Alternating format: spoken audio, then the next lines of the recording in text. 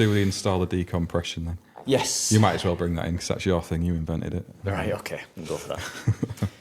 Hi everybody and welcome back to the Renewables Podcast. Thank you ever so much for coming back and listening or watching another one of our episodes. If you have got a little bit of money that you would like to put towards the podcast, then we do have a little members area on Spotify. It would mean the world to us that you come and support the podcast. But if you can't afford that, not a problem. You just being here, listening and watching is enough for us.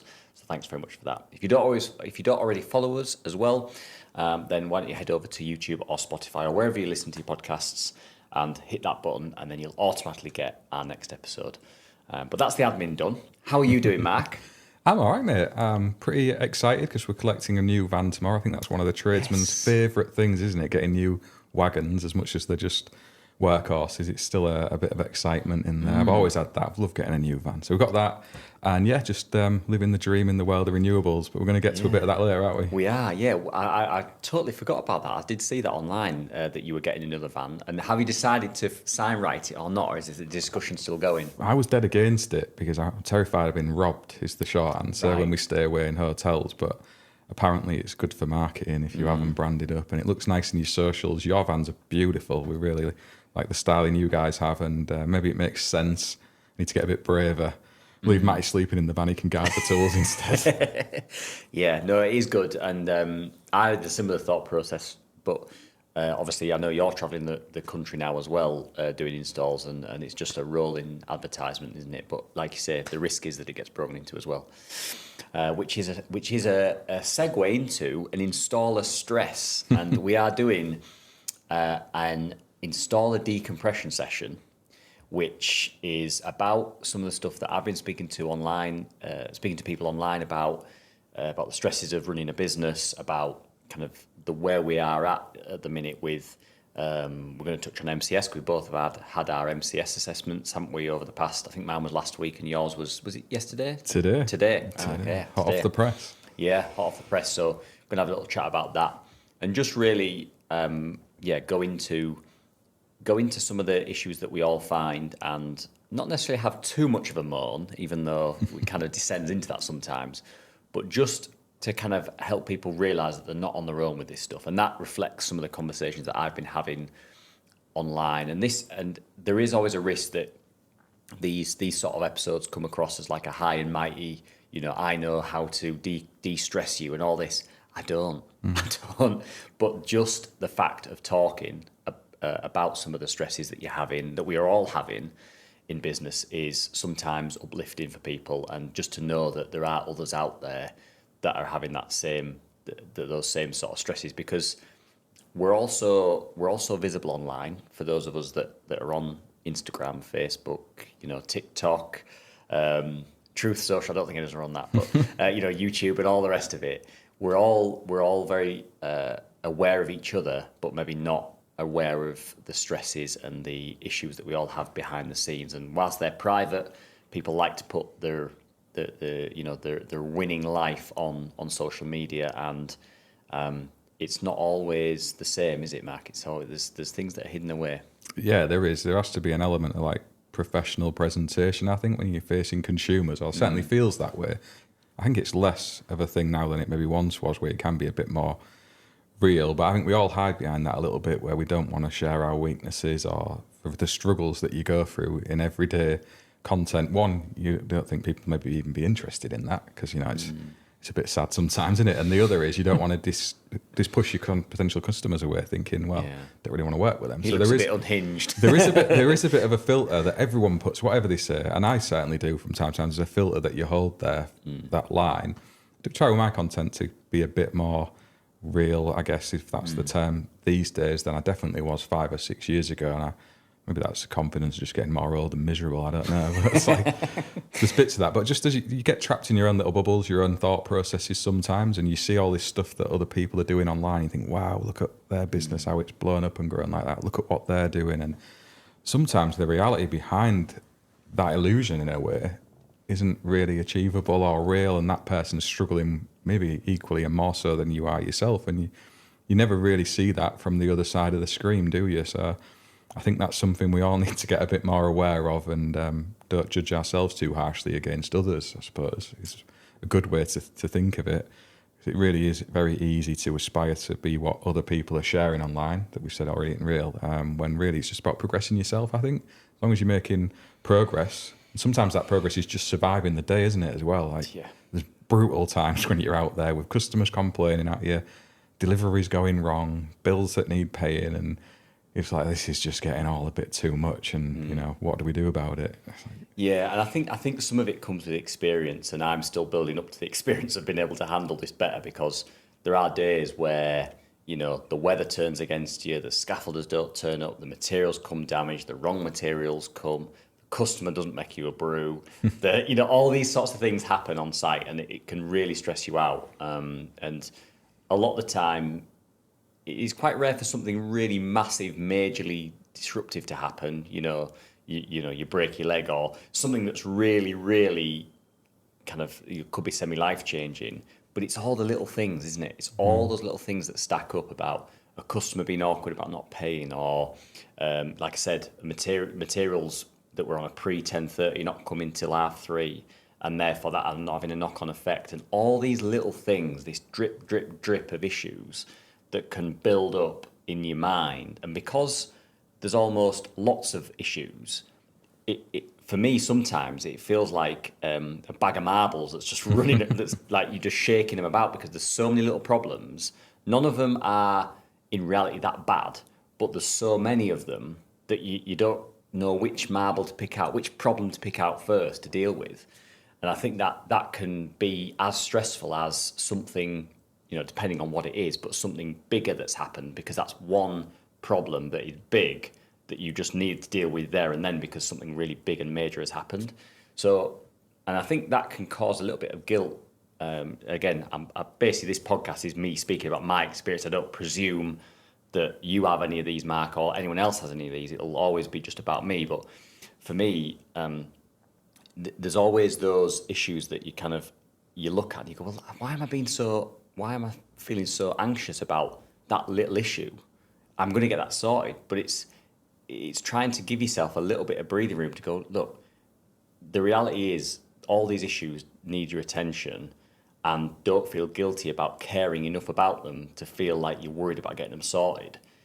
But it doesn't remove the worry. That's the hard thing. And I think trying to deal with that in your own mind whilst trying to run a business and be a dad or a parent, and also meet your friends and push your business forward and do your own activities that you like to do, like a sport, or all these things that need your attention and need your mind space, just can be quite exhausting. And that reflects a number of Instagram messages and calls I've had today that start off about something random and descend into that. And I might potentially force them into that because it's very much at the front of my mind. But what I found during those conversations with these other installers is that we're all facing that. We're all facing the pricing issues in terms of pricing being driven down. We all face delivery issues. We all face juggling problems and all of this. And I think we need to make sure that people are aware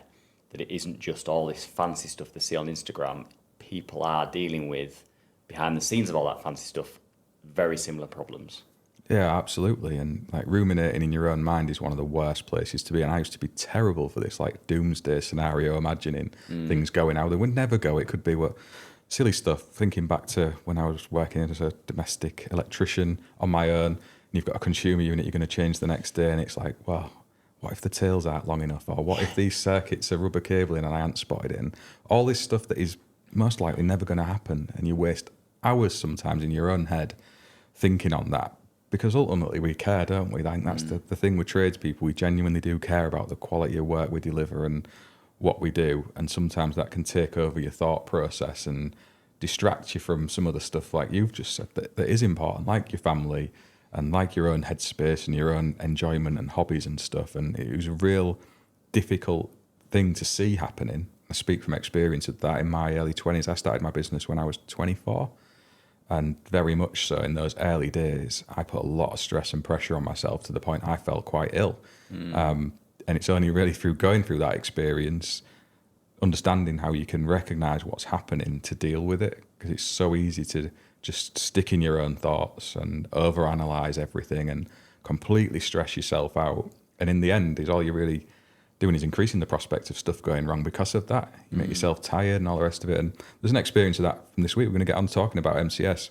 Last night, I slept like a baby. It's MCS today. But the night before, for whatever reason, I was like, crap, it's MCS coming up. What if they throw us out? It's like, what if they say no? And it's like, I slept 4 hours that night. It didn't help because the dog got up in the night as well. He woke me up. But still, it's just like, things can crop up and take your headspace and make you go down those rabbit holes. And the default thing to do is, well, it's just me. There's something wrong with me. I'm the only person who must think and feel like that.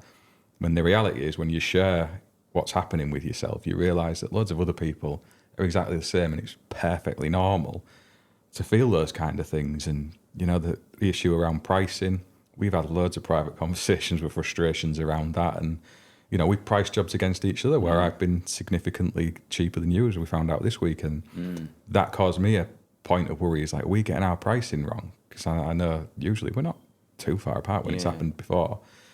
But having that information, I think, is a good thing. So you can reflect on it and deal with it. When it's all a bit blinkered and filtered and screened, you don't end up with that. So I suppose really for lots of other people out there, if you're watching this and you are looking at what's going on and you're getting wrapped up in your own thoughts, is the first step is to understand that, one, it isn't real, and two, it's not just you. Yeah, absolutely. And there's a tendency to think that you're in the minority of when you're struggling with whatever's happening in your business or your personal life. You feel like you're in the minority. Why can't I handle this issue? Why can't I manage my time better? Why can't I get this inverter working properly? Why can't I get this EV charger done? Why can't I get this quote out in time? Whereas actually, you're in the majority. 100%. I would love to meet the people that have all of this nailed down.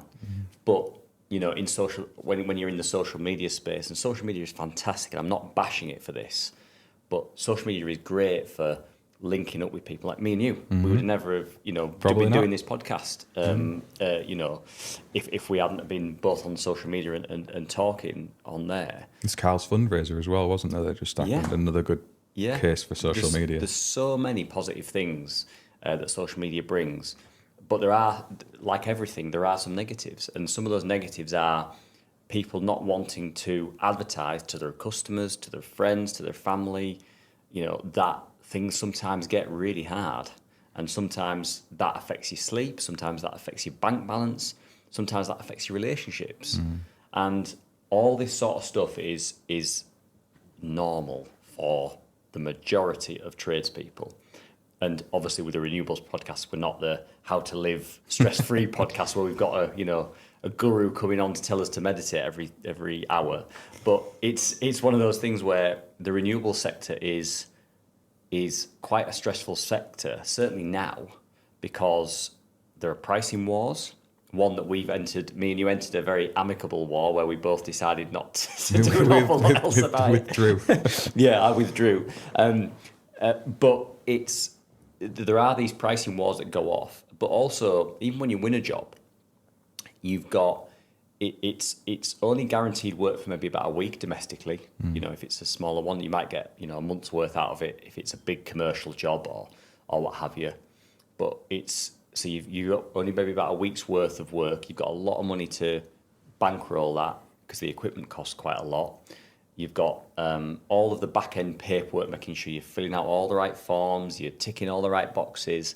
And us as electricians, we don't really like, or majority, again, of electricians don't really like all that paperwork side. Hate it. So then you're looking at, right, well, I'll get someone and I'll employ somebody to do that full time. Then you've got the stress of their wages. You've got the stress of, they're going on holiday for a week, so I need to now make sure we're up to date. And there's all these little micro stresses that really eat you up and eat us all up. And I just want to keep bringing it back to, this is something that we all feel, because it's not a minority thing, it is a majority thing. And the pricing at the minute is, again, on my own experience, the pricing part of this industry is quite challenging for us at the minute, because we've got overheads, we've got this building, we've got a team of there's 8 of us in the team.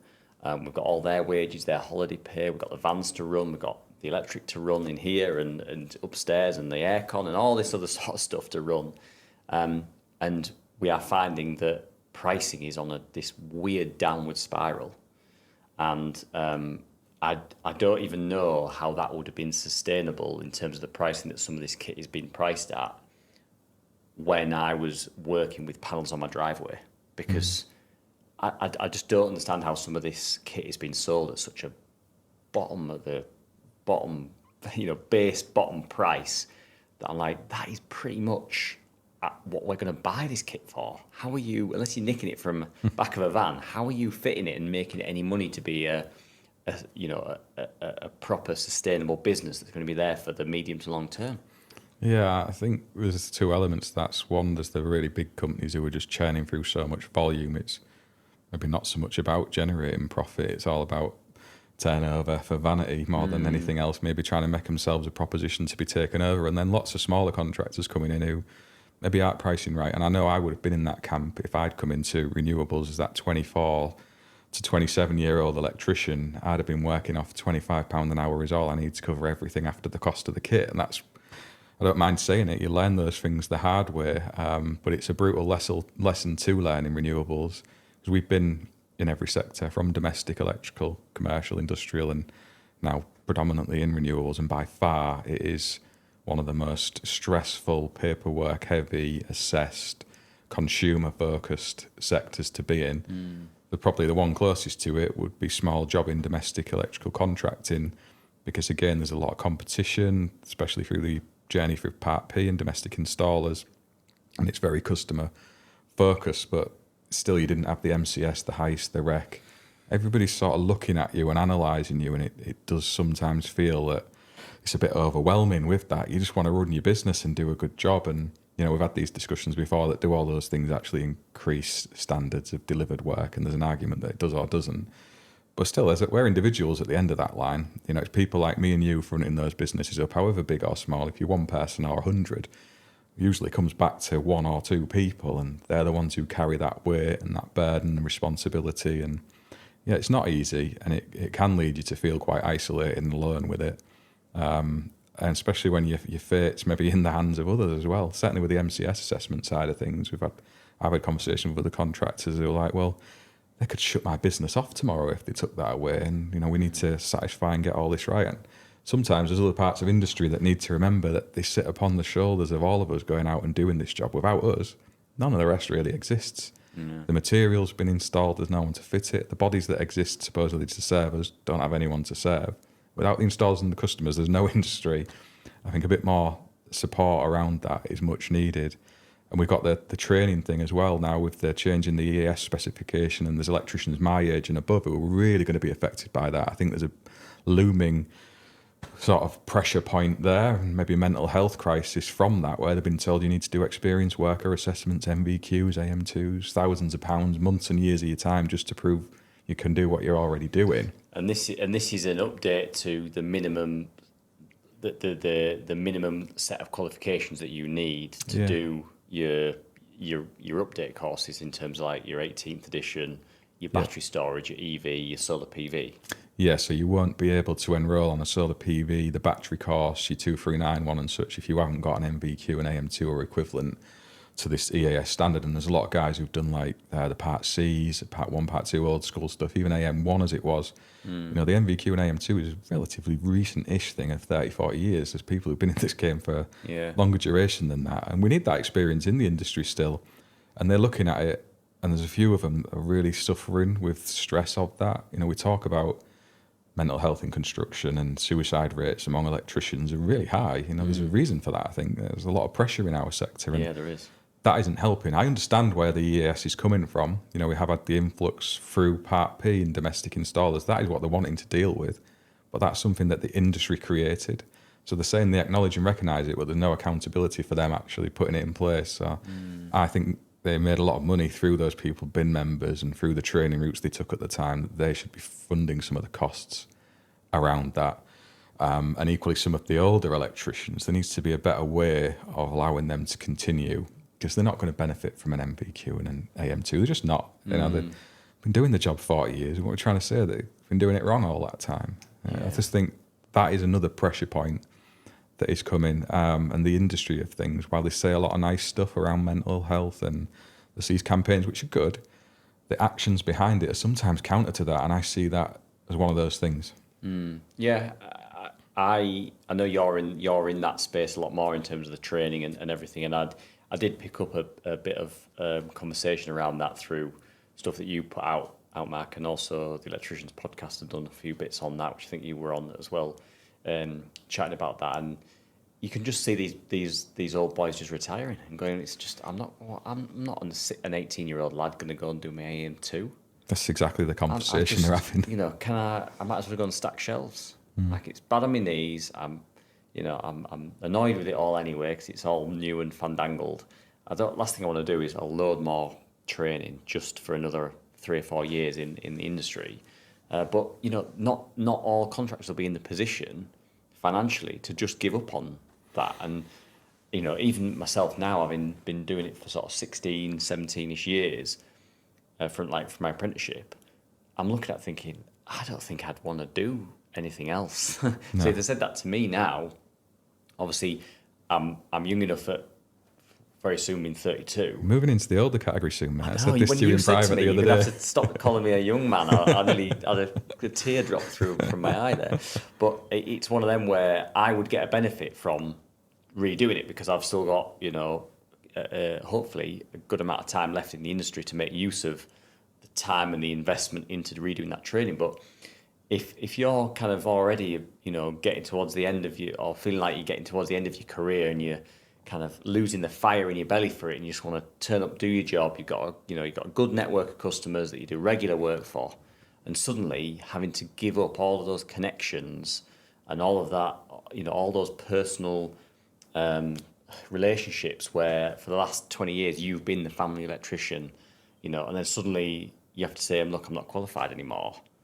And they were like, well, were you ever qualified? And it's like, it's just, yeah, it is. I suppose it's a difficult one, isn't it? Because they've got to try and keep the standards updated. But are we really saying that an electrician that's been at the game for 30, 40 years doesn't know how to do the basic things in electrics? Yes, they might not have the solar PV qualifications and all of that, but are they interested in doing that? And if they are, then, you know, maybe an upgrade course is a way to go. But, you know, I think just having this blanket thing where they all need to redo it just seems quite extreme. Yeah, I mean, I won't mention him because he's not got permission to do so, but a gentleman I speak with over on Twitter who's been a solar installer since the beginning, like early days, and he took all the courses that industry put towards him through his CPS provider, every single one. He's kept up to date with his regs and all the rest of it, and he's just been looking towards, I think his battery storage and his PV courses were coming up for the renewal. Is it the BPEC ones you have to do every 5 years? I don't know, but there was some issue there of his entry to them, which is him who first brought this to my attention, to be fair. And he's like, I'm not doing an MVQ that's going to take me 18 months of taking pictures of me doing the job I do anyway. I'm not going to do an AM2 that costs $1,000. I don't see why I should have to, just so I can go and do my PV course to stay in MCS. But that's his livelihood. He's built a renewables business. That it's just him. It's what he's always done. He's one of the people I consider to be one of the really, really good installers. If I've got a question, he's one of those I will ask. And he's like, I just can't be bothered jacking it in. Like, I'm not going through that. Stuff them. And I just think that's the kind of person we want to keep in industry. We want to get that knowledge out of them into some of these other companies who are wanting to get into the sector, pass that skill set forward. And it's just a bit of a switch off. And when he's had the CPS providers selling that training route of the day, and that same CPS provider are part of the scheme and committee that comes together to form this new AS, who now wanting selling more training, there's a big conspiracy aspect in there as well. And yeah, I just think it's part of the pressure point and the installer aspect to us. We have all of this coming down towards us. Do your CPD, make sure you're doing your MCS assessments right. And then we've got the consumer pressures as well that we've been speaking about, where customers think the kit prices are getting lower, the installer prices are getting higher, and they've been on Alibaba and seen what they can buy solar panels and batteries for, and they want to know why it's costing another 15 grand more than that to actually get them on their house and all the rest of it. And you know, I think there needs to be a bit of understanding there from a consumer side, what it takes to actually operate a business, even as a single person working out of a van, all the way up to and beyond the size of business you've got here. It's a lot of work and responsibility. And we don't set out to be racing around in Lamborghinis, living our best life between Dubai and York. We're just wanting a nice standard of living like anybody else out there. No one's really, well, there might be, but no one I know in my circle of things with renewables who've got Lambos. Not yet. But. Yeah, I mean, it's tricky, isn't it? Because this other installer, again, I won't mention because I'm sure he would be happy for me to mention him, but I won't do just in case he's not. But I was having a good rant with him. I say with him because we were both shouting down the phone. They're the best conversations. We're shouting at each other, but not about each other. We were shouting about pricing and everything like that. And again, the risk is of this type of conversation is that I'm saying I want to earn more money. And, I need to earn more money. I should be paid more, blah, blah, blah. And the reality is that we all should be. We all can share in this. And what a point he made was that the amount of people that are in this like famine mindset where they're like, I need to win every job that comes through the door. I need to win it. And the easiest way, like we said before, is on price. The easiest way to win anything is offer it cheaper than anybody else. And he'd seen something on a Facebook group for a particular battery. You get all these different Facebook groups that are linked to a battery manufacturer. And he'd seen someone put on there how much to extend my battery by another module. And he'd seen someone put a quote on it as a comment, said, right, I'll do it for X amount of thousand. And he looked and he knew what he bought the battery modules for. And he's like, this guy is going to fit this for about 100 quid. I think I saw the post. Right, okay, yeah. And he was like, he'd commented saying, this is mental that you would do it for that price. Because you're going to have to wait for the VAT to come back and all this, and you're going to be out of pocket. And just part of this will be probably understand this other person maybe not fully understanding business. Because like we said before, none of us really have been trained in business as part of our apprenticeship. It's all about the electrical side. But it's that person could have won that job if he'd put in £400, £500 on that and made a good living. And if we all did that, then we could all make good money. And if you're a customer listening to this thinking, well, no, because that guy's got a really good deal, £100, that's great for that one customer. But what happens when something goes wrong on site? That customer gets left high and dry because the installer just walks away. And it might not until the 100th job that they do. But the impact that £100 quote, effectively that £100 profit that person's put on, it's not even profit, that £100 installation cost that person's put on that quote impacts everybody, every other customer that reads it. And when this is happening across the whole industry and we are fighting against each other, destroying the pricing, the protection that we should have on these jobs to reflect the specialism that is renewables, respect the qualifications and the infrastructure that goes into building a renewables company so that you can actually get out on site and you have the knowledge and the insurance and the backup to do it. If we devalue that in lots of places online, customers get an idea that that's the normal price. And so when I come in at 27,500 because I've factored into my overhead, not for a battery change, I'll just make that clear. One module. One module, that'll be great. When I come in at that price, that's not just materials plus 3 days for 3 guys to fit whatever it is. That is materials, 3 days for 3 guys to fit whatever the job is. The insurance, the rent for this unit we're in now, I'm not going to go through them all, but all of those overheads that it takes for me to be able to buy that product, risk my capital in that product, in that customer as a person or as a business, depending on the type of work you do, and me to build a business, and that business needs to be seen by the people that run it almost like another person that needs paying. You can't just pay the guys in the business and yourself as an owner and then just decide that the company is just going to lose money. You know, unless that's part of some grand strategy, for most of us, we want to earn a decent living. We want the business to make its own profit, and then as owners, we can draw down on that profit and maybe earn a little bit more. But a lot of installers are in this job to do a really good job to look after their customers and to be respected for what they do. And the issue when you have this public, again, maybe one of the downsides of social media, this public pricing, is that it builds a norm in the industry that a battery should only be about £100 more than the wholesale cost. And the reality is it should be miles away from that. Yeah, I mean, there's a situation there where you might consider doing it at cost if it's a really good customer you've done the original install for and made a good margin on. You might think, well, you know what, they do that with us, we'll do it 100 quid or whatever, we'll pass in anyway.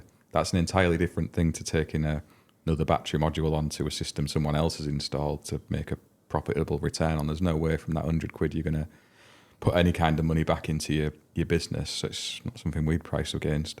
But there's a video, Andy Cam, who's a plumber, that he shared this week, and he made a really good point. It resonated actually, that tradespeople are almost conditioned to feel that profit is dirty. It's like any other sector, or lots of other ones. If you're a lawyer, if you're a banker, profit's like a thing to boast about. Like, wow, we made all these millions and this much profit, and they're actually bragging about it. And us lot, scruffy tradespeople, like, we can't make a profit. What are you on about? You don't want to be making any money doing that.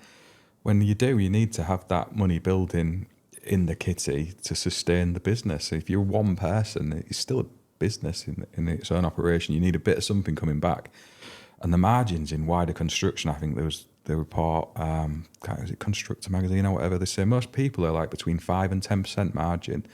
And that is why a lot of these Carillions and stuff go pop, because it only takes one reasonable sized project to go a little bit wrong and they're done. It's like toast, gone. I think the healthy sort of space most of the businesses try and sit in is like 10, 20%. And we try and get around that 20% or just above. We were chatting privately before. And that isn't so we can pay massive shareholder dividends and stuff. It is so we can look towards growing the business, sustaining it, ensuring it is there for years and years to come, try and build a bigger team and deliver in the way we want to. And we all have different aspirations with that. You know, you've got your aspirations at Oval, the way you present yourselves forward, and your overheads will be larger than what ours are, and we've got our way we do it. And there'll be smaller companies out there and bigger ones of their own shape and size. But fundamentally, you all need that little bit of something there building up on everything you go to work and do to sustain that. And then when something does go wrong, and I can guarantee it will, it don't wipe you out. You've got a buffer there to deal with it. If you want to go into a new sector, like you want to go into air conditioning and heat pumps that you've explored a bit in the past, you can draw down in that kitty. You want to run some meta ads as an experiment to try and grow your business further. You've got the resource to do that. Otherwise, you're funding yourself through loans, borrowing, investment, and all the rest of that stuff. You know, there's times where you aren't going to make money.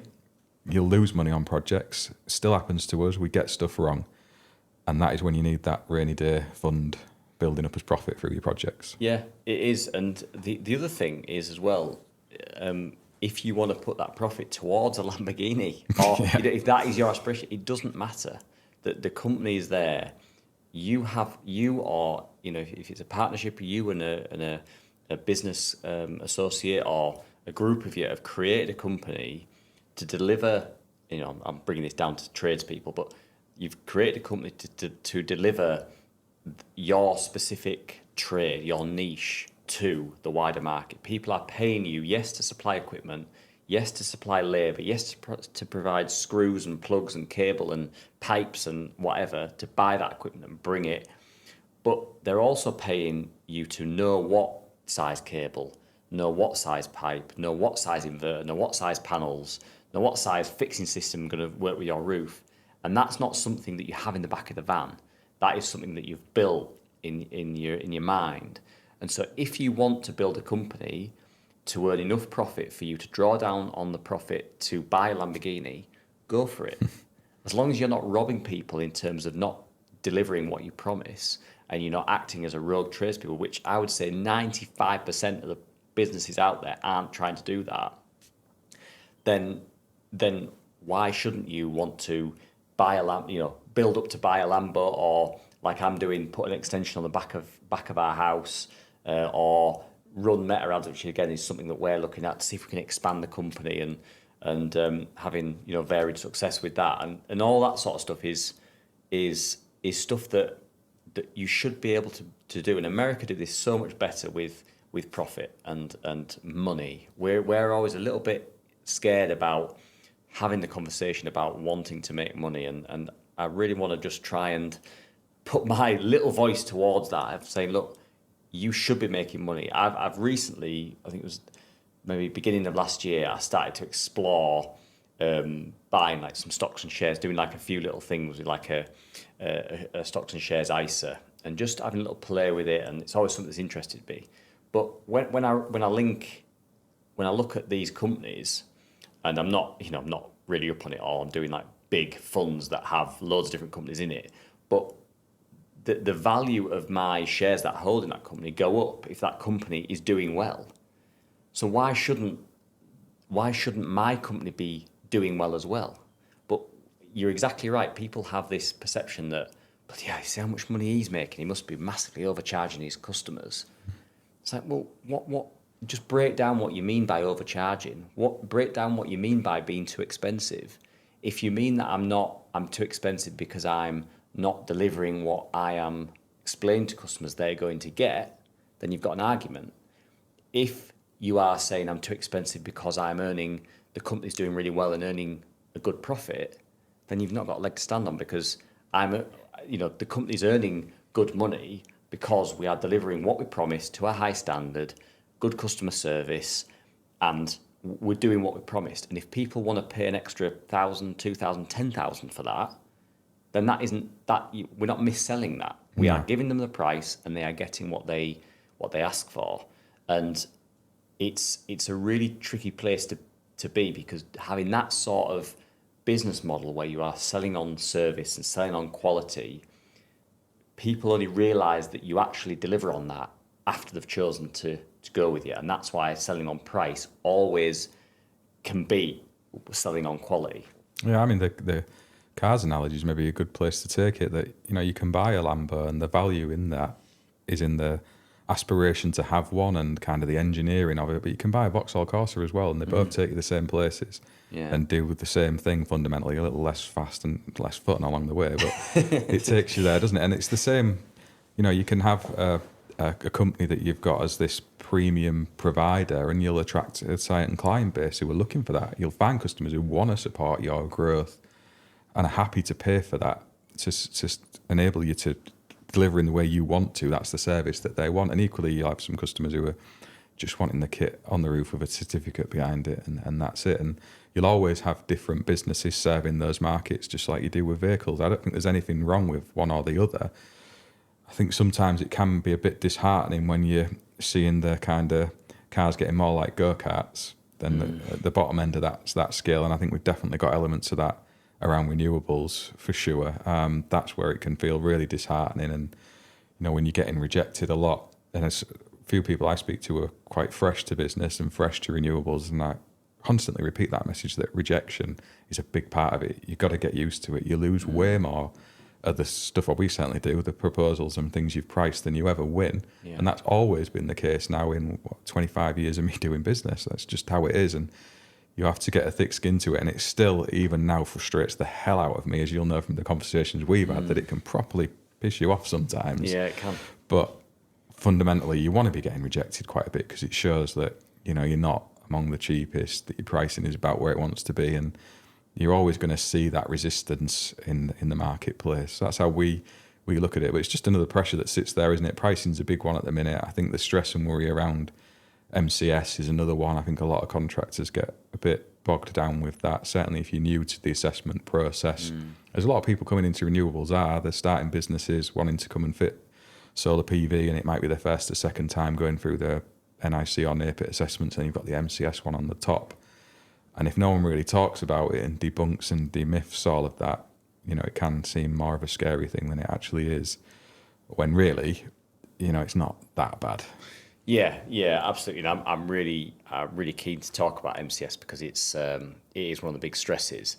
I've just got one more point to make on the pricing side before we shift this on to the MCS side of things. And a lot of the time, people kind of link mis-selling to people mis-selling things at a higher value than what they're worth, and therefore, quote unquote, robbing that customer.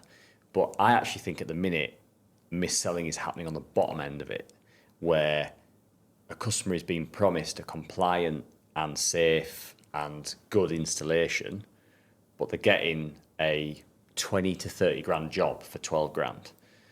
And you're thinking, well, we know that we all buy equipment fairly towards a similar price. So actually, the mis-selling is happening at the bottom end, where if they're paying roughly the same amount of money as to what I do, what you do, what people listening to this podcast do, but they're selling it at, say, 10 grand cheaper, then where the hell are they making that saving? And that saving has to be in the profit and in the labour.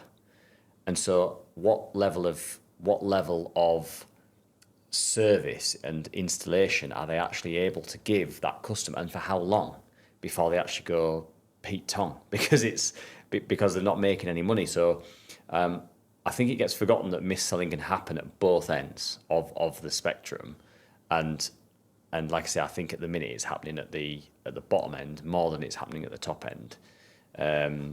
And I might be biased because we tend to sit more on the top end of the pricing side of things. But again, like I said right at the start of this, I'll only share my point of view and not push any of that onto anybody. But that's my feeling, is that the mis-selling is actually happening at the bottom end. And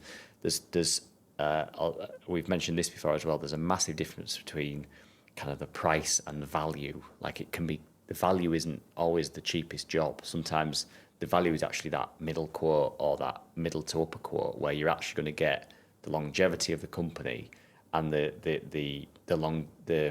quality of the install and the service that we all know when we've been in renewables for more than a year, that you get those calls from old customers because something's, they've got an error on the system, or there's a new tariff that's coming out and they want to know if their battery integrates with it and all this sort of stuff. And if you've gone for a company that is on the real bottom end of that, which if that's what you can afford, then I'm not judging people for it, but you've got to go into it with your eyes open that you may not get that level of service.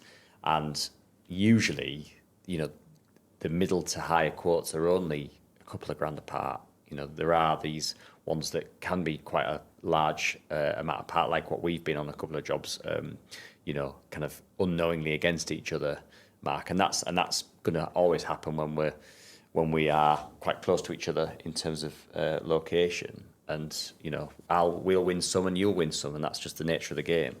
But yeah, I just wanted to just make sure people are aware and just open people's eyes to the fact that the mis-selling can happen at both ends. But yeah, we'll crack on with the MCS side. That is true. It's a great point to finish that little segment on. You're dead right that there is a lot of mis-selling going on down there. I think you can fall into two paths with that. One is you get a really banging install for a price that somebody's just got wrong. Yeah. So it might be that Mark or Sam, I get pricing wrong nowadays. Yeah, we do. I'm sure you do, where you deliver a project and you think, we don't actually make any money on that. And this customer's got a great job at that price. And I'm sure there'll be other people who've done that. They may be a bit fresh to the sector and they're doing great work and just not making the money need on it. But equally, there's ones who are putting 2 hooks of rail on with about 8 panels sitting on it, and they're banging about in the wind with the DC cables twisted together under the panels. And no names mentioned, but we might have seen something along those lines just prior to this recording. And that kind of stuff's going on, and nobody knows about it until something sets on fire or goes wrong. That ain't value. No, never will be. No. Well, I mean, those wall panels that we've just done, we made money on the overall job, but we didn't make money on the wall panel, kind of what we call the cost centre for the wall panels, because the import charges just destroyed our profit margin. And because we were having to import those from Germany, we kind of had to put our finger in the air and price it to where we thought it was going to be. But again, we priced it because we knew we didn't want it to be too expensive that people didn't want to go for it, and we weren't able to show people that it can be done with a proper fixing kit. And hopefully drive interest in that, and obviously future jobs, we now know what it costs us to bring those in, and hopefully we can find a way to have them stocked in the UK so we're not having to pay those import charges. But it was a bit of an investment from us. But again, like you said, we priced that. We thought we were going to make money on it. We didn't. But we've learned a massive lesson from it in terms of what it takes to fit it and also what it takes to import it. So you're right. You can spend 12 grand on a 20 grand install and get an absolutely banging install for that price and a banging service after that, because they've realised that it costs a lot more than that 12 grand quote to do that type of job. And you just be that lucky. You're that unicorn where you found that the cheapest price, giving you a mint install and a mint service, and you are one of the few lucky ones. But how often does that happen? And do you want to take that risk on every install? And I would try and push people to go for the middle to upper level if you've got the money there to do it. And if you haven't, then go into it with your eyes open that there might be some issues further down the line. Yeah, do the research. Before we get on to MCS, it'd be interesting to hear about the wall panels. I bet that was install the decompression, building some stress in your mind around importing stuff. I'm not thinking of what you're probably thinking I'm thinking of, but I'm going to reveal what you think. The importing side of it, with all the costs that you had building around that and the hassle of organising it, and you are now Mr. Wall Panel. You're the guy who pushed this out on socials before anyone else. It's the title I want. Good, bad, and ugly comments around what you did, and we've fitted some wall panels in the old shonky way of blasting in some normal rail on a wall. So it's been really interesting for me to watch what you're doing with your resin in bars to the walls and stuff, and how a proper system can be made to work. Yeah, it's been a journey. It's been a journey with those wall panels. So it was quite stressful. So we basically got a price from this company for the kit. We said, right, we've got 6 panels, and when we've got another job that's got 4 panels, there's the kit price. Great, okay. And we said, right, what's delivery?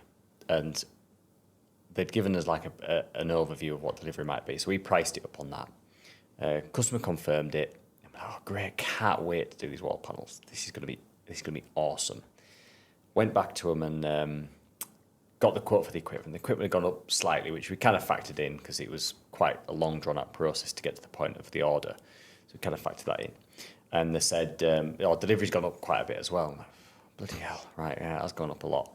So we actually then sourced our own importer to bring them in, and we managed to get it. It didn't end up actually being that much cheaper, but it did cause us a lot of headaches, to be fair, trying to do it through a third party. But it was the import charges that basically no one really told us about, and I kind of knew that there was going to be some, and we'd put like 100 quid or something in for it, and it was like triple or 4 times that, and we're like, bloody hell. So that had sucked a lot of the profit out of the job, and so we kept getting promised that it was coming, and then it wasn't coming because there was an issue with paperwork, and it's been stuck at the borders and customs because they didn't have the right commodity code and all this. It's so stressful, and we're having to move our schedule all the time to try and predict when it's going to arrive. So that was another stress that we had. Finally just turned up. Just no one knew it was coming, and it was just by chance Dean was loading the van out there, and he's like, just all this stuff's just arrived. What's this shonky stuff? Yeah, and it's like 4.5 meters long in the rails. So he's there trying to wiggle it through that door that's like just about 4 meters wide with all these panels and that in here. And so anyway, I'm looking at it thinking, I don't know what this is. And then it dawned on me that it was the wall mounting kit. So anyway, we did all that, and it was nice to just have it in our hands. We're already down in terms of money on this by this point. And then we go back and we install the 6 panels. And whilst it was a little bit stressful, it was quite exciting because I think I even said this on my Instagram channels. It's Instagram and YouTube and everything is very samey now. It's all fitting a lot of SIG energy stuff. It is. It's all black, bifacial panels with different rail systems, and it doesn't really get your blood going, does it? Looking at all them all the time. So I was quite excited to try it, but I also realised that resin, I don't know, putting stainless steel M12 threaded rod with a chemical resin into a gable end of a property is quite a permanent thing to do. And so to get that into the wrong place would be quite an issue for a company to explain And so we obviously took a lot of care to do it. So on the 6-panel one, which is the one we did, we took a lot of care to get that right. We measured, remeasured, blah, blah, blah, and managed to get it pretty much bang on.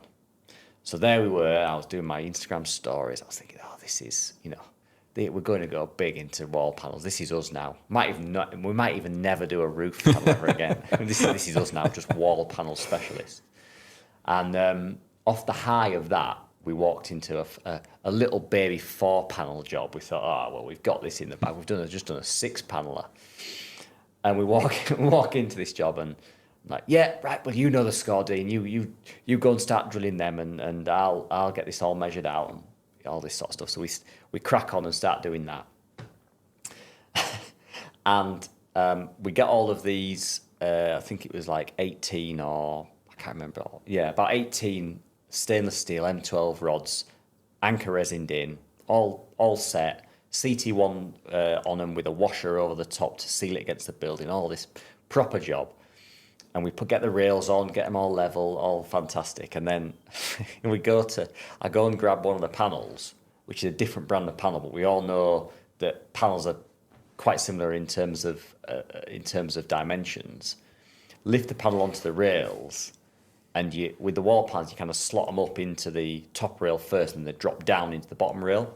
Pushed it up into the top rail. I looked at the bottom rail, and I just see a mass of air. And I'm thinking there should only be about 10 mil of air there just to get us over this bottom lip. And so we drop it down at the bottom rail, and I look up at the top rail, and there's just a mass of air. And Dean just looks at me in panic and says, "What's happened here then? What? These panels can't be the right size." And then suddenly I just get this like cold wash come over me. And I go, "Dean, these are different panels, aren't they?" So we drop it down and get the tape measure on. And instead of being 1762, there were 1720. And I haven't quite felt that sick in a long time because this was on an existing job where we were very close to the maximum string power on this Solar Edge job. And I was very nervous that my brain instantly went to, we just have to upgrade the panels and put them 1720. I was thinking, the ones I've got are 455s at the unit. These are 420s, and I know we're really close on the power for this string, and the waver on the optimizers. And I'm thinking, wow, this is going to be really tight. So I frantically ring Alex in our office, who is our like senior designer. I was like, Alex, right, I really need you to help me out here. Can you just run that design again on the 455s? And he goes, why? What's up? And I go, don't really need to know that at this point, Alex. I just need to know if it's. I just need to know if the 455s will work. And luckily, literally, it scraped through this design. Like literally, it's like maxed out now. And so I had to go cap in hand to the customer and say, look, I'm really sorry, I'm not going to be able to finish your panels today because I've measured them wrong, which is not a nice conversation to have, but a lot of the time when these things happen, you've just got to go in and be honest and say what's happened, but have a solution. And so the solution was I was going back on Saturday morning to sort it out because I equally had no time to do this. And that's another stress that we have as installers is juggling all these jobs and finding gaps when weather puts you back, when you're an idiot, you don't measure panels and you've resined all these rods in wrong. You've got to try and think of solutions around this stuff, and that was a bit of an ordeal and brought me back down to earth really, because I did walk onto that site with my chest puffed out thinking, oh yeah, just a baby 4-paneler, and it was more stress than the 6-paneler was. Yeah, I mean, that's such a thing that can happen, isn't it? I think it's the old Only Fools and Horses sketch when the chandelier falls down away from where they're holding the blanket under it. It can happen to anyone, something like that. But yeah, quite what you deal. Imagine trying to get all that stainless steel out. It's like grind it, tap it, drill it, and then you'd be probably better off building the gable again up from where the resin row is. Well, Dean, you know what Dean said, because we did laugh after I'd said, Dean, I'm just going to have to upgrade the panels, mate. It's no big deal. I'll have to just take that cost on the chin. And he said, well, we could always grind them all out. And I just looked at him and went, do you fancy doing that? Because we'd have to then like mortar over them so you couldn't see them.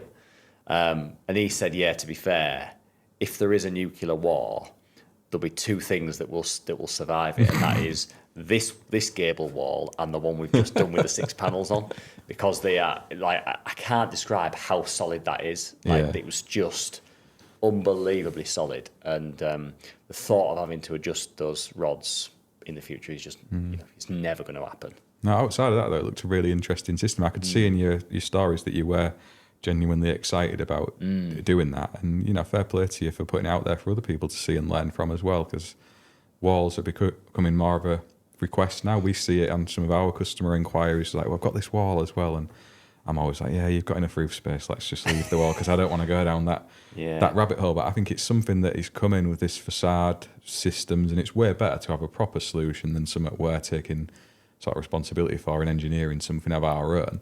And that looked like really good kit. It looked like something that would be proper decent to use. So if it does come to the UK, looks like a winner. Yeah, it does. It was really easy to fit. You just got to get your measurements right. There was a process behind it, and it was easy to fit, but it took a little bit of time. But that doesn't mean that it's not fairly simple to fit. And the good thing about the wall side of things is you can easily, as we see panel lengths increase, you aren't as bothered on a wall. If a panel's 2.2 meters, it doesn't really matter if it's 2.2 or 1.76 or 1.72. It doesn't really matter, because if it sticks down another 200 mil, it doesn't really matter to the customer. So it's different, because on a roof, if you have a 2.2 meter panel and you've got 2 rows of them, you're at 4.4 meters plus another 800 mil for your gaps top and bottom, and suddenly you're over you're like 5 over 5 meters. So you're like, well, usually roofs are sort of between 4 and 5 meters in length. So suddenly you get to the point where panels might outsize a lot of roofs. So having wall panels could help, but equally you've got to have the wall space and got to be happy with having them on your wall as well, because it's kind of a bit of a unique thing. But I remember back when I was doing the feed-in tariff side of things as an apprentice, people would come out of their house and stare at these things going on people's roofs, and they were like amazed that something was happening, where there were these weird blue, they were horrible, but blue and silver sheets going on people's roofs, and they're like, what's happening? What are these? And now people are kind of like, oh yeah, they're having solar panels. Mm-hmm. So whether or not we get to that stage with facade and wall mounted systems, then hopefully we do, because I'm really excited to check in on that customer and see how that facade system is working on the 6-panel one. Certainly, because I think when I surveyed it, it was absolutely blistering on that wall, and it was just crying out for it. So, and it couldn't be seen from the road, so it was completely hidden. So it was kind of a really nice job, and one that I really hoped we would win on the wall panels, because it was a great testimonial to what can be achieved if you don't have enough roof space, or if you've got loads of shading on that particular wall roof as well. Yeah, the stress and the excitement in one project altogether, that one. And it will be interesting with a winter generation, especially when we're thinking of heat pumps and trying to max solar production. A nice straight wall pointing straight at the sun, due south, got to help on it. But yeah, interesting. It'll be see if any other people get involved with that kind of stuff, or if it becomes more widely available in the UK. We'll see as time moves on. But yeah, the MCS thing, just to close up on, I suppose my experience of it, we thought we were going to be on this new one. I genuinely thought that's what was happening. Oh, the new MCS. Which is what brought the stress 2 days before, because I was like, this is going to be a doddle, no admin time in the office, we're just going to go out and look at the job. We do a great job on site, won't be a problem showing how handy work. And then all of a sudden the email drops, oh yeah, we can't quite offer that just yet. There's whatever's going on their side, I don't know. So you're still on the old MCS assessment. It's like, oh, bollocks. Now I need to get the QMS manual all sorted. I need to make sure we've got all this in place. Like, find all of the specific files around that job and get them printed out ready so we're not digging through PDFs. That was really stressing me out. And, it is the preparation with all of that, I think, sometimes that is more than you realise. And I've been lax with it because I was expecting 20 minutes in the office and out. Yeah, and you had the same assessor that I had. Really good assessor. Yeah, really nice good guy, assessor. Really good. Yeah. So he was a great guy, and I did tell him to give you a hard time, because I said, oh, you might be going over to see Mark soon. He went, oh yeah, I've got him in a couple of days. I said, oh, He's a right cowboy. You better just nod it. But He told me you bribed him with biscuits, so you made the yeah, right we didn't move. take any because he was on the massive health kick, so my bribe didn't even work. So yeah, no, we had ours, and through naivety, to be honest, we kind of just assumed it was going to be really paperwork heavy because no one's ever mentioned to us yet that we're going on to the new one. So we kind of thought it's going to be another nightmare in the office. And it does come down a lot to your assessor, I think, because there'll be ones that have been doing it for age, like that guy had been doing it for a lot of years. And he said to us, we do get a vibe from a company, especially if they've been doing it a little while, and we look back and see how many non-conformities they've had in the past and all this sort of stuff, and any observations that we've made. And we do kind of know. We still have to do all of our checks, but we kind of know what a company's going to be like.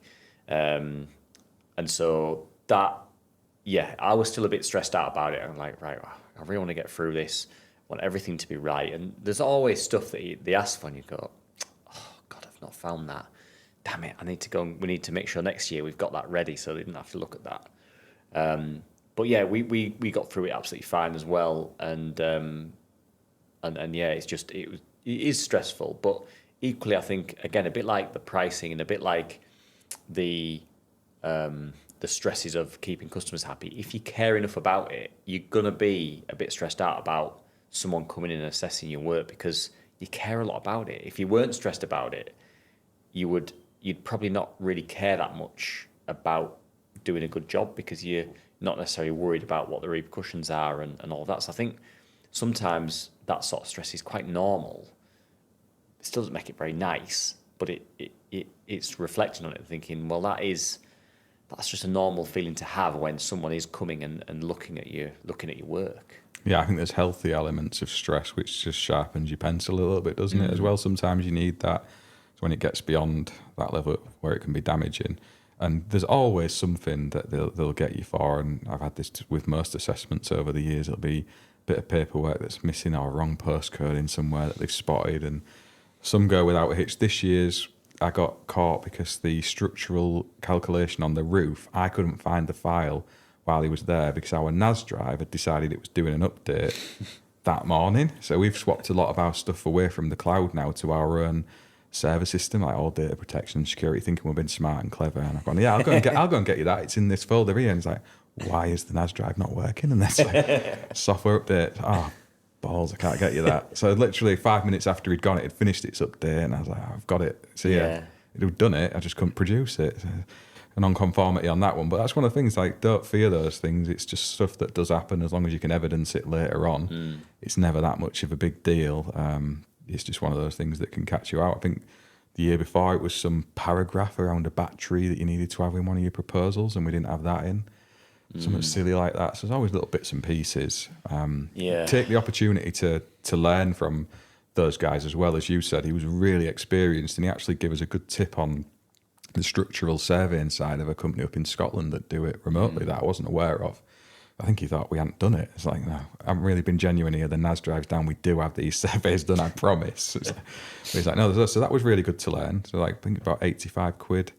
I think it's for... BMG. Might be them, yeah. Yeah. So I'd never heard of them before. We used a local company. They're quite expensive, but do a good job. But it's always good to have options, isn't it? Yeah, it is. And we've been caught out before about keeping subcontractors' insurance details and stuff like that, where, we've had like Magic Mike's insurance details, and we go and bring it up, and I look at the date and I go, oh my God, that expired like 6 months ago.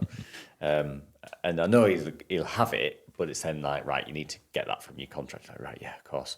And little things like that. I think that's kind of why they're obviously looking to change the MCS slightly, because those things still need to be there, but it's about what they see on the job and the quality of the install and all that sort of stuff. Because whether or not, that you've got on your files the subcontractor's insurance document, is that as important as those panels being securely fixed to that person's roof? I would argue not. I would want to be making sure that contractors are fitting the kit right and that it's safe and that, all those elements are done. And the fact that, all right, his insurance that was valid when we did the job, but we haven't received the most up-to-date insurance document from him, which is just an email away, is maybe not as important as the on-site element of it. But, I might be biased more towards the on-site, but that's where we're going to catch the rogue trader side of it, because a lot of these rogue trader companies are really good at the paperwork. It's the on-site side where they fall down, and hopefully whenever this mythical MCS number 2 comes out, then hopefully that will start to really find that, because like we said on another podcast, I've had spot checks on a job where an assessor's just literally turned up on site. I'm like, all right, okay, thank you for coming. Was everything okay? And yeah, but that's what needs to happen, and that's what you that's what you would expect if a company or a body was really driven to make sure that the installs were done correctly. The only way to really do that is just to rock up at jobs and assess it. And whilst that's worrying, it's probably worrying because you do a good job and you're worried that there'll be the smallest little thing that gets picked up. The ones that aren't as worried about it are probably the ones that go, oh well, if they find out, we'll just fix it. We're not that bothered. Yeah, it's exactly that. It's like, I had a conversation with Gary about the new scheme, and he was saying that shifting more to this risk-based model as well with contractors. So companies like ours are going to be doing, 30 to 40 jobs a year, typically trying to do one a week. So that's about where we sit. You get less often assessments than those who are maybe doing 30 or 40 a week. They're going to have somebody in there maybe once a quarter or something. It's more than once a year, which I think is a good thing. And the site aspect is something they're looking at. He did say as well that there's a shift, and we've mentioned this on the podcast, I think it was you who raised it, around AI and pictures and stuff, that there's going to be lots more of that, where the notification process, because MCS are using their own insurers now away from Heiss and Rec, there has to be vision of it. So there's like pictures of hooks in roofs and stuff, which I think is a good thing. And I was able to show off my AI bots actually to him. I was quite excited about that. So it's like, oh, you can show you the job file. And he's like, oh, what's that video there? And click the video file, and it opened up our install of the roof, so you can actually show him. Obviously, the scaffold isn't there anymore. Yeah. He's going on site to look, but there's the hooks in the roof. And he's like, oh, that's really good. And we have to make note of that, see if we can get him to put it into the MCS. So there's actual video of the finished hooks, rails, panels. Not that much of a big deal in the grand scheme of everything else we're doing, is it? To give sight of every single system that gets fitted. No, and it is then complete transparency. And we've all, it's very rare now that people on site haven't got a smartphone, something that can record a video. And, what's more transparent than a video being there showing literally how those hooks have been flashed in, if they need flashings, have the tiles been ground out, this, that, and the other. It's like that in a 5 to 10 second video is obvious. And so I would welcome anything like that coming in, because I think that would really put the cat amongst the pigeons with people, because the AI would be able to sniff out a repetitive photo within seconds, wouldn't it? So it'd be very hard to dupe it, I reckon. Really hard. And maybe the time that people like Gary spend going out on site to talk with us and look at systems from a distance, because that's what he's done today, and really able to see in the nitty-gritty of it. He could maybe do more desktop audits as well of that content, so you actually have a person looking through it and see how the gateway was wired, see the earth rod connections and all those kind of things. I think there has to be a better way with that, not to make life more stressful for us, but to try and enable a fairer playing field. I think for some of what you said earlier, the mis-selling at the bottom end, where that can be properly challenged through policing and monitoring. So it's a bit more set for everyone out there. Yeah, absolutely. Well, I think we've done that anyway, haven't we? I feel decompressed, Mark. You've decompressed me, mate, with all of that. Thank you very much for that. We need to organise a get-together, I think, of a few other people out there on socials. Maybe one of the trade shows, Installer Show might be a good one, central to the country. And I was talking off camera, actually, you met one of the people you've been speaking to online there. I did as well. So it's like a good place for everyone to get together and chat in the real world. So. Yeah, I think Installer Show would be a good one, mate. Yeah, I think there's the last sort of thing from me would be that, the stresses that we all feel in business are not stresses that are kind of unique to you as a person. It doesn't reflect on your ability to do the job. It doesn't reflect on your inadequacy to handle stress. We all feel these same issues, and there's no better place to actually talk to people about it than on social media. Like, I've had 2 conversations today about it, or maybe even 3, thinking of it. So all that sort of stuff, there's a lot of people out there that are willing to have that conversation, and it is it just changes your entire outlook on things if you do have that conversation. Because it helped me, even though I didn't have the intention of offloading all of that stress and stuff onto that other person, or those people. It was just by me having the conversation, listening to them, and then replying to them about it, really helped me with the inner stresses of that as well. So I think, if you are struggling with any of this sort of stuff, then reach out to friends in the industry, because I can guarantee they will have the same stresses as what you do. 100%. That's a great way to end that conversation on. And as Sam said at the start of the podcast, if you're interested in subscribing to us over on Spotify, there's a small weekly payment. We use that to do cool things with the show and help support its creation. So we'd love to see more of you getting involved with that if you're able. Otherwise, giving us a like and a follow on any of the social media platforms. So you've seen some of the short form content that Dan's been working his magic on for us, rolling out through Instagram and other platforms. So give that a follow, a like and share as well. And otherwise, we'll see you on the next one.